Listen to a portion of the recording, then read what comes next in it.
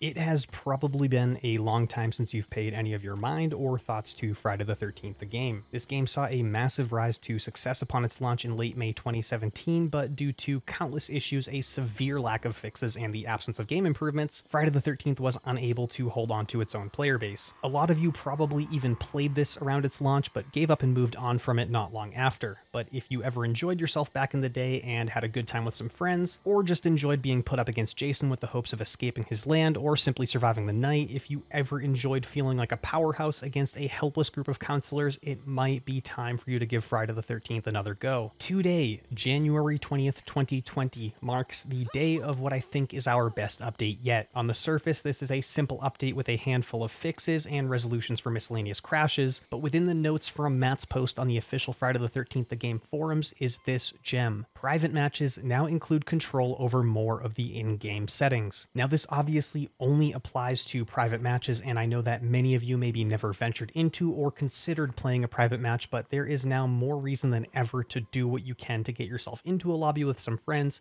or strangers and play the game with the new custom settings. Again, the new settings are only available to players within private match lobbies, but there is potential for this to become something more for everyone once stability with the new options is reached. Think of something like a public match playlist with different gameplay settings that change every week, or something along those lines. There are definitely new possibilities for future game updates to utilize the new gameplay settings within public matches some way or somehow, and I hope that they end up doing something more with them. Anyway, I'm going to just hop into the new settings and show you all each individual setting and its options. These settings are broken into 3 categories: Jason, counselors, and camp. First up, we have the Jason settings. There is nothing too crazy here, but most things will definitely change up the gameplay for everyone. The first setting is called Ability Unlock / Charge Rate, which seems to influence the rate at which Jason gets to first use his abilities, as well as the rate they are recharged and ready to go again. However, it is stated within the patch notes that this setting currently only changes the speed at which Jason's abilities recharge, and that he will still have to wait the normal times to initially use his abilities. The recharge rate settings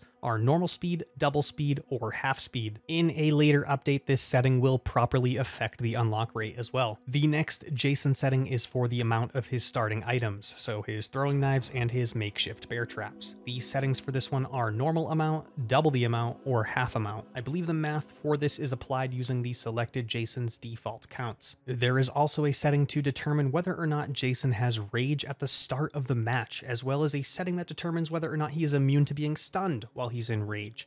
The options here are simply on or off. Another cool setting is a multiplier for how much damage Jason's throwing knives will do to counselors. The options here are again normal, double, or half. Something else that I really like is the ability to toggle whether or not counselors are able to break free from his grab by struggling. If this is set to off, counselors can only get out of a grab if another player saves them or by using a pocket knife. I like this one a lot as it lets Jason go for a lot more of the environmental kills without worrying too much about counselors struggling free.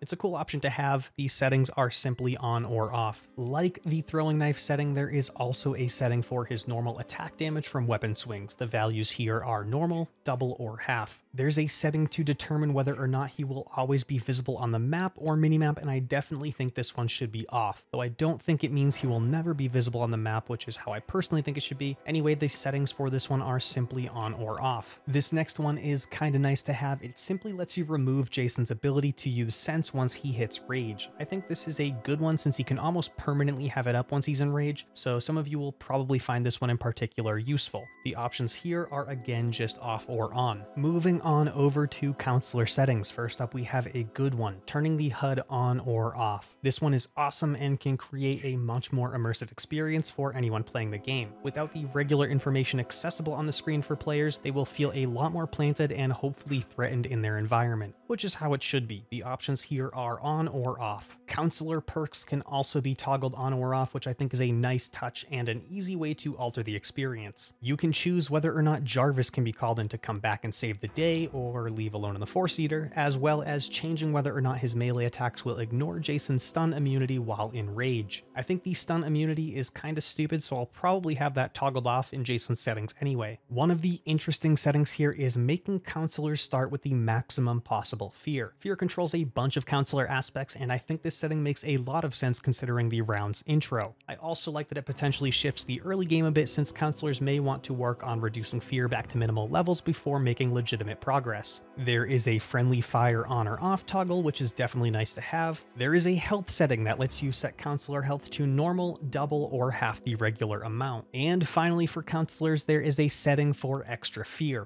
I am pretty sure that this one just influences the rate at which fear is applied to counselors. Like almost all of the other options, this one can be set to either off or on. Okay, and last but not least, we have camp settings. The settings here all influence particular map conditions. Here you can choose whether or not maps, health sprays, shotguns, or pocket knives spawn for counselors at the camp to find, as well as whether or not the Pamela sweater can spawn. Having the spawn option for Pamela's sweater is awesome. It basically allows you to choose whether or not you'd like Jason to be killable, and a lot of people don't want him to be. Some of the more miscellaneous settings are whether or not lights will be on. That can be toggled on or off. You can keep the default vehicle spawn rate of 2 vehicles per camp or drop that down to 1. You can also choose to have vehicles be ready to go right at the round start by having them spawn in entirely repaired, or even have the police already at the scene ready for counselors to make their escapes. You can choose to have the match be its standard 20-minute limit, or you can cut that down to just 10 minutes. And finally, you can drop the rarity of weapon spawns in half, down from the normal rate, which I think is really nice for a more hardcore experience. Overall, I think this is about the best looking update we've had to the game. It may seem small to some of you, but at the end of the day, this game is about each individual round that you play as or against Jason, and this is the first time we've been given some control over what that experience is like for everyone. I'm excited to hop onto this game again to try all of this stuff out, and I'm hoping to just relive some of the good times that were had back when this game originally dropped. Let me know if this update is enough for you to consider hopping back on this game like it is for me, or just let me know what you think about the options and how you would set up a custom match with them. That is it for this video though, you guys. Maybe I will even see some of you for some private matches soon. Either way, thank you a ton for watching this video, and for now, take care.